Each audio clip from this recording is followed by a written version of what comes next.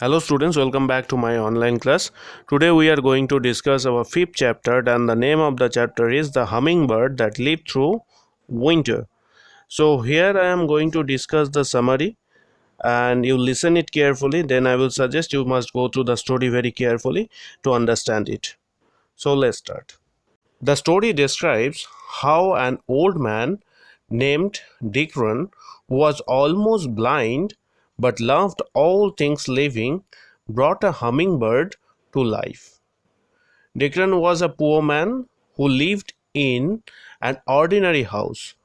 However, he had an extraordinary garden with numerous varieties of plants, bushes, all strong and healthy.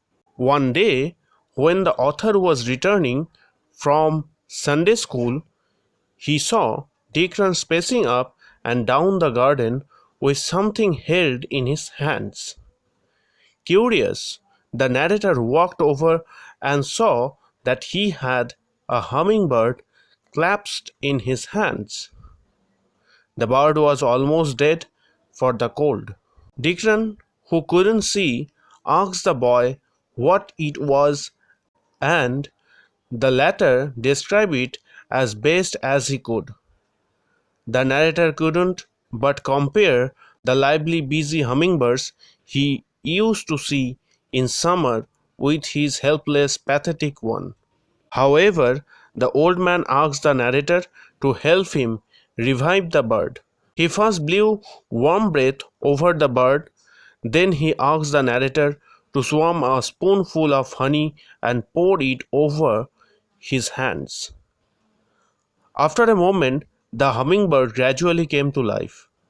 The warmth of the honey vapors, the warm room, and the old man's love and determination helped to revive the bird.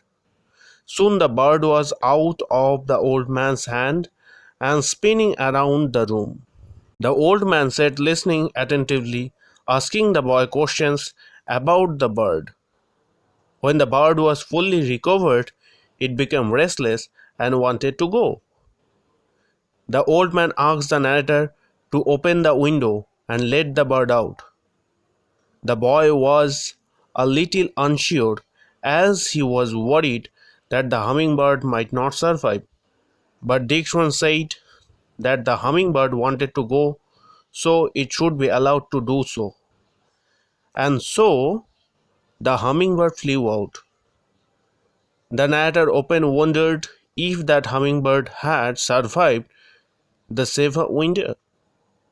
The next summer he saw a lot of birds but couldn't tell them apart.